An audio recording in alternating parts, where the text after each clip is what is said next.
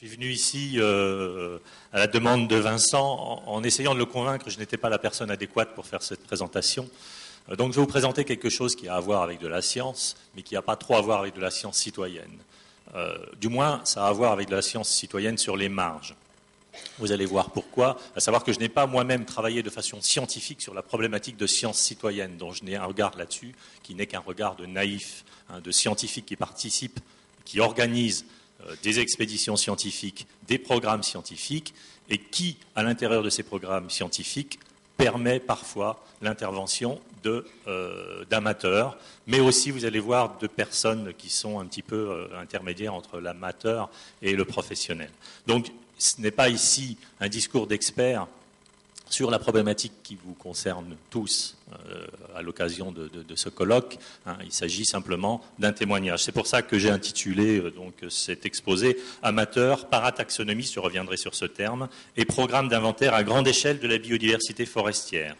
Et le sous-titre, c'est pour ça que je fais cette petite introduction, quelques éléments de réflexion sur la science citoyenne à la lumière d'expériences récentes. Encore une fois, c'est un témoignage. Bien. Alors, Vincent m'a présenté, moi j'ai connu Vincent au cours d'un de ses projets qui s'appelle Projet Ibisca. Ibisca, ça veut dire inventaire de la biodiversité du sol à la canopée. À savoir, ce sont des programmes internationaux d'études de la biodiversité forestière qui sont les héritiers. Ces programmes Ibisca sont les héritiers des missions du Radeau des Cimes, que vous connaissez peut-être parce que cette histoire a comme origine la ville de Montpellier avec le botaniste tropical Francis Allais, dont j'ai pris la succession à la direction des missions du Radeau des Cimes. Et ces missions du Radeau des Cimes sont devenues le projet Ibisca, donc des études qui font des inventaires raisonnés de la biodiversité sur des zones forestières, la plupart du temps tropicales, mais aussi en zone tempérée, pour ce qui est du dernier. Donc qu'est-ce qu'un projet Ibisca ? Un projet, c'est un projet scientifique qui implique qu'il y ait une équipe internationale de biologistes. Alors il y a des botanistes, des entomologistes, des écologistes, mais qui peut inclure des amateurs. Il y a des amateurs qui sont acceptés dans ces programmes et des techniciens. Tous ces gens-là travaillent ensemble en concertation sur des mêmes sites d'une forêt avec des moyens conséquents, puisqu'on a des gros moyens d'accès à la canopée en général, pendant une période relativement courte, c'est une des spécificités de ces missions, pour faire un inventaire très complet de la diversité du vivant, avec une spécificité sur la méga-diversité des arthropodes, insectes et arachnides par exemple, mais à l'heure actuelle on a beaucoup élargi à la botanique, mais aussi aux vertébrés. Donc un inventaire très complet de la diversité du vivant en utilisant des protocoles de collecte de données standardisés, des analyses des données coordonnées pour apporter des réponses à un certain nombre de questions générales écologiques qui peuvent être par exemple la variation bêta de la biodiversité, c'est-à-dire la variation horizontale de la biodiversité, ou par exemple la variation de la biodiversité selon un gradient d'altitude ou d'autres types de questions de ce type. Bien. Juste, je ne vais pas vous présenter tous les programmes Ibisca, je vais simplement situer cette aventure en présentant le premier et ensuite je vous citerai simplement les suivants. Le premier projet Ibisca s'est tenu au Panama, dans la forêt de San Lorenzo, qui est une forêt protégée. Pourquoi le Panama ? C'est un hotspot de la biodiversité terrestre. C'est aussi un lieu, cette forêt de San Lorenzo, qui est relativement bien étudiée déjà, parce qu'il y a une station biologique nord-américaine, états-unienne, qui est située à Barro, Colorado. Et donc l'idée était, en combinant les moyens de cette station et les moyens d'une équipe d'origine française mais internationale, avec une quinzaine de personnes, d'étudier donc la forêt tropicale du sol à la canopée, en utilisant des moyens d'accès très variés à la canopée qui vont de la grue qui est installée dans cette forêt depuis 1996, des moyens d'engins volants, le radeau des cimes que vous voyez en bas à droite, la bulle des cimes, l'ICOS qui est une espèce de petite station qu'on pose dans les arbres, et aussi des techniques indirectes d'accès à la canopée que sont le fogging, la fumigation, qui permet non pas de monter chercher les arthropodes, mais de faire venir les arthropodes à soi en les tuant à l'aide d'un insecticide biodégradable. Bien, ces projets Ibisca sont toujours des projets qui impliquent un grand nombre de personnes. En l'occurrence, pour ce qui était de Ibisca Panama, 45 participants d'une quinzaine de nationalités, dont un certain nombre d'amateurs, en l'occurrence des amateurs éclairés, des entomologistes qui viennent participer à ces missions. Alors, en l'occurrence, pour Ibisca Panama, il s'agissait d'étudier à la fois la variation verticale du sol à la canopée, mais aussi la bêta-diversité, c'est-à-dire la variation horizontale. Donc voilà, symbolisé l'idée qu'il existe une stratification verticale des arthropodes, donc ceci était étudié.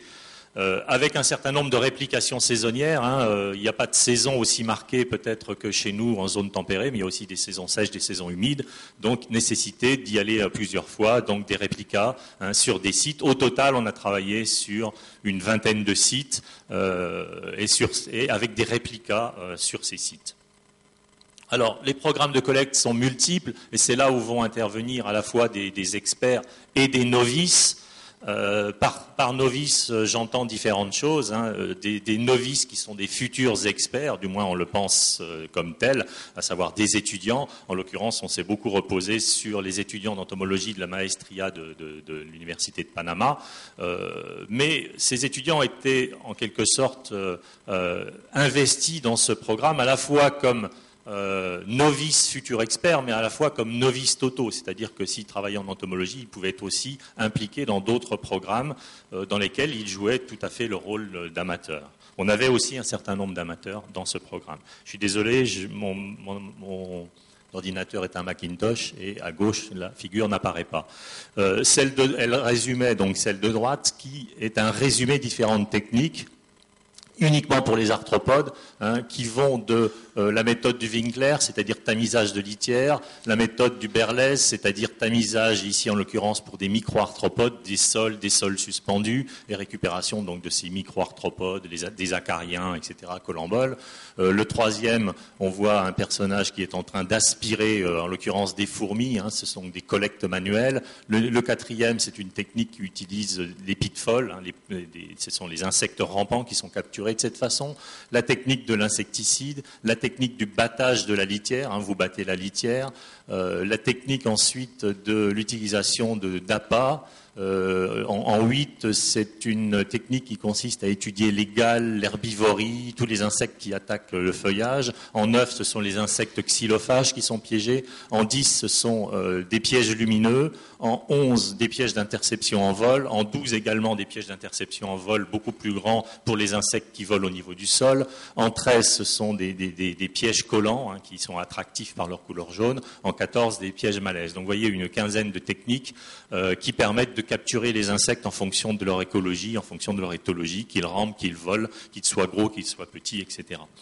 Alors évidemment, pour ces travaux sur le terrain, la plupart du temps, n'importe qui peut le faire. On peut former quelqu'un en 1 heure ou 2 heures à installer un malaise, récolter à installer ces différents pièges, même à faire du battage. Ça demande un petit peu d'expérience, mais en 2 jours, on sait le faire correctement, selon, encore une fois, des protocoles qui sont très standardisés. D'où implication possible du commun des mortels dans ces programmes. Et effectivement, nous avons eu un certain nombre d'amateurs qui participaient. Ensuite, le problème par rapport à ces programmes, ce n'est pas la mission de terrain proprement dite, c'est le tri du matériel. C'est le tri de toute la quantité phénoménale de matériel qui est récolté. Pour ce programme Ibisca Panama, les récoltes correspondent environ à 1,5 million d'individus arthropodes collectés par toutes ces méthodes, c'est-à-dire des milliers d'échantillons. Alors qu'est-ce que j'appelle un échantillon ? Un échantillon brut, qu'est-ce que c'est ? En l'occurrence, ça va être par exemple ce que vous récoltez uniquement en 2 jours dans un petit pot de Barbère, c'est-à-dire un petit piège, un pitfall qui est posé dans le sol. Donc ce que vous récoltez pendant 2 jours. Mais ça peut être aussi tout ce que vous avez récolté en pulvérisant de l'insecticide sur un arbre entier. Ça peut être aussi ce que vous avez récolté en battant le feuillage de façon standardisée sur 50 mètres pendant 10 minutes. Donc ça, ce sont des échantillons bruts. Dans ces échantillons bruts, vous allez trouver une quantité d'arthropodes très variés qui vont des araignées aux fourmis en passant par des coléoptères. Et ensuite, il va falloir trier tout cela. Et c'est là où se met en place une véritable usine de tri. La première usine de tri se fait sur le terrain, ça s'est fait donc à Barro Colorado, sur l'île de Barro Colorado, à la station de recherche. Et là, donc vous partez d'un échantillon brut, par exemple battage en canopée, et vous allez trier tout ce qu'il y a dans cet échantillon brut en mettant d'un côté les fourmis, d'un côté les coléoptères, d'un côté les hyménoptères, d'un côté les diptères, etc. Donc avec évidemment une traçabilité nécessaire. Là vont intervenir donc à la fois des experts et aussi des novices, à savoir que ce travail, qui semble être quelque chose d'une très grande expertise, peut être fait par n'importe qui dans cette salle si on vous demande dans un échantillon de retirer les araignées et les fourmis. C'est quelque chose que tout le monde saura faire très rapidement. Une fourmi, ça ressemble à une fourmi et ça ressemble rarement à autre chose qu'une fourmi, une araignée également. Donc il y a un niveau de tri qui est faisable par des amateurs, et il y a un autre niveau de tri évidemment qui nécessite une grande expertise. Donc on avait un atelier de tri pendant la mission de terrain, à laquelle participaient donc quelques experts qui étaient là un petit peu au niveau de la salle, des étudiants en entomologie, d'autres experts qui faisaient le tri et également des amateurs, tout ce monde-là travaillant en concert. Alors ce qui est absolument nécessaire évidemment, si on fait intervenir des amateurs dans ce genre de travail, la présence d'experts en permanence dans la salle est nécessaire puisqu'il y a parfois quand même un certain nombre de spécimens qui posent des problèmes. Donc, pour continuer la procédure, une fois qu'on a fait ce tri par ce qu'on appelle des taxons cibles, une fois qu'on a ciblé les hyménoptères, au sein des hyménoptères les fourmis parce que c'est facile, tout ce matériel va partir à des spécialistes. Et ensuite, ça va être le traitement final. Pour uniquement le projet Ibisca Panama, si je vous ai dit qu'il y avait à peu près 30 entomologistes impliqués sur le terrain, à l'heure actuelle, parce que ce n'est pas complètement fini, c'était en 2003-2004, c'est en train de se terminer, on est en train de faire les travaux de synthèse, il y a près de 110 experts taxonomistes qui travaillent à l'heure actuelle sur ce demi-million d'échantillons récoltés qui correspondent à environ 60 taxons cibles. Alors, là, évidemment, on rentre dans un domaine qui est celui des experts. Alors, ces projets Ibisca, il y en a eu 4 jusqu'à présent. Le premier projet Ibisca donc, a eu lieu au Panama. Les amateurs ont été impliqués dans la collecte et le tri. Des étudiants volontaires ont été également impliqués dans la collecte et le tri. Et également, nous avons eu pour le tri des personnes qui sont venues de Papouasie-Nouvelle-Guinée. Vous allez me dire, venir des gens de Papouasie-Nouvelle-Guinée au Panama, ça semble un peu étrange. On avait une bourse spéciale pour cela. Ces gens sont ce qu'on appelle des parataxonomistes. J'y reviendrai un peu plus loin. C'est-à-dire que ce sont non pas des amateurs, ce sont des professionnels, mais vous allez voir qu'ils ont un statut qui fait un petit peu l'intermédiaire entre l'amateur et le professionnel. Je reviendrai pour une présentation des parataxonomistes à la fin de cet exposé. Deuxième projet a eu lieu en Australie, c'est Ibisca Queensland. J'en suis pas l'organisateur, c'est un de mes collègues australiens qui l'a organisé et j'ai été simplement un participant. Là, des amateurs ont été impliqués aussi alors imaginez, c'est à peu près la même problématique, à peu près les mêmes techniques, ça a varié. Et là, la question posée, c'était les variations de la biodiversité selon un gradient d'altitude entre 0 et 1500 mètres d'altitude environ. Et donc avec à peu près les mêmes techniques. Sur le terrain, implication d'amateurs également. Nous sommes en Australie, dans le monde anglo-saxon, avec une tradition d'implication des volunteers, donc des volontaires. C'est quelque chose de très bien prévu aux États-Unis, en Angleterre, dans le monde anglo-saxon, cette implication des volontaires. Donc une véritable organisation avec une personne qui s'occupait spécifiquement des volontaires, c'est-à-dire que dans la presse locale étaient passées des annonces avec un appel aux volontaires pour ce projet Ibisca Queensland et les gens répondaient à ces annonces et se proposaient pour 2 jours, une semaine, 2 jours, une fois par semaine pendant un mois, etc. Donc chacun se proposait de cette façon et se mettait au service de l'ensemble de la mission.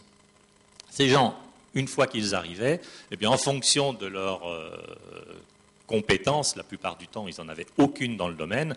Eh bien, quelques-uns étaient des entomologistes amateurs ou avaient un peu de notions en sciences naturelles, mais la plupart du temps, donc, ils se mettaient au service de la mission, soit pour aller sur le terrain pour des collectes, mais aussi pour le tri.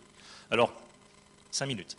Pour le tri, ça a été quelque chose de pas tellement efficace, où on s'est rendu compte effectivement que c'est quelque chose qui demande la présence de spécialistes en permanence. Une autre mission Ibisca au Vanuatu, où j'ai connu Vincent, il a été pour couvrir cette expédition. Dans cette expédition au Vanuatu, il y a eu là aussi invitation d'amateurs éclairés qui appartiennent à une association auvergnate, je suis d'Auvergne. J'ai fait venir des amateurs qui sont des entomologistes et qui ont donc été impliqués dans ce projet et qui ont dû se plier, ce qui n'est pas toujours facile pour des amateurs entomologistes qui sont peut-être parfois plus compétents que les scientifiques en termes de taxonomie sur certains groupes, mais on pourra en discuter après, hein, il y a parfois des difficultés d'adaptation aux protocoles standardisés que l'on met en place, hein, où on demande aux gens d'aller récolter à tel endroit et pas à un autre endroit. C'est ces données-là qui nous intéressent. Certes, tu peux aller récolter à côté, mais ça ne va pas rentrer dans les données parce que nous, on va comparer site 1, site 2, site 3. Si pour ton groupe à toi, ça te semble peu intéressant, c'est pas grave, c'est dans site 1, site 2, site 3 qu'il faut récolter. Donc il y a toujours un petit peu des problèmes, on pourra en parler. Ces amateurs éclairés, pour le projet Santo au Vanuatu, ont été impliqués dans la quasi-intégralité du tri général que je vous ai expliqué tout à l'heure, à savoir au niveau de l'ordre et au niveau de la famille. C'est eux qui ont fait le tri de tous ces arthropodes qui ensuite sont envoyés à des vrais spécialistes. Ibisca Auvergne, c'est un projet du même type qui a été réalisé en 2008 et qui va continuer, du moins je l'espère, dans la forêt de la Comté d'Auvergne. Là aussi, les amateurs ont été impliqués à la fois dans la collecte et le tri, mais aussi dans l'organisation du projet. Alors, je vous ai parlé de parataxonomistes. Dans ces projets interviennent aussi des gens qu'on appelle des parataxonomistes. Un parataxonomiste, ça n'est pas un amateur au sens propre du terme, puisque c'est un salarié. On peut définir le parataxonomiste comme une personne n'ayant reçu aucun enseignement formel en biologie et qui travaille aux côtés de taxonomistes et de biologistes professionnels pour aider ces derniers à acquérir des données biologiques. La première mention du terme, son invention, on la doit à Daniel Janssen, hein, qui travaille au Costa Rica, qui a fait des inventaires d'insectes. Il y a un certain nombre d'expériences à grande échelle. Il y en a eu au Costa Rica, en Papouasie-Nouvelle-Guinée, sous la direction d'Yves Basset, qui est un des organisateurs d'Ibisca aussi, de Vojta Novotny. Il y en a eu au Guyana, au Gabon, à Madagascar, avec Brian Fisher, notamment sur les fourmis. Ces parataxonomistes donc, sont des gens des villages dans lesquels on travaille, des environs. Ils connaissent bien le terrain en général, mais ils savent lire et écrire, et c'est tout la plupart du temps. Ils n'ont en général pas plus de connaissances qu'un niveau primaire, d'éducation primaire. Et donc ils sont impliqués dans la récolte d'informations, dans l'information, dans la récolte d'informations sur le plan local. Ils peuvent également faire du tri à l'ordre, à la famille, et puis on peut ensuite les spécialiser sur certains groupes, dans la préparation des spécimens, c'est-à-dire monter les spécimens sur des aiguilles, dans la mise en base de données, le tri à la morpho-espèce, c'est-à-dire qu'on ne donne pas un nom d'espèce, mais on différencie les individus en supposant qu'ils appartiennent à la même espèce, mais sans en être sûr. On laisse ensuite le soin aux spécialistes de déterminer s'il s'agit ou non de la bonne espèce. Ils peuvent entrer dans des conduites d'expérience, dans de la digitalisation d'images. Ils sont assez peu employés globalement au niveau de la planète. Pour quelles raisons? Sans doute pour la même raison qui prévaut pour les amateurs. Sans doute ce sera évoqué au cours des ateliers, le problème de la validité des données générées. Peut-être aussi qu'il n'y a pas assez de projets financés sur le long terme, qui fait que ces parataxonomistes sont formés sur du court terme, ce qui peut sembler quelque chose de peu rentable. Il y a aussi des critiques qui sont par rapport aux parataxonomistes, hein, qu'on a pu voir dans la presse scientifique ou parascientifique, périscientifique, sur l'idée qu'il s'agirait d'une forme de néocolonialisme. Alors, les problèmes rencontrés sont toujours les mêmes, que ce soit pour les parataxonomistes ou pour les amateurs. Erreur dans le tri, dans la mise en base de données, la préparation des spécimens qui n'est pas toujours du goût des spécialistes, l'impossibilité d'envoyer tous les spécimens triés aux spécialistes, donc il y a une espèce de goulot d'étranglement. En dépit du fait qu'on essaye d'accélérer le travail par le recours aux parataxonomistes, il y a toujours ce goulot d'étranglement lié au fait qu'il n'y a pas assez de taxonomistes.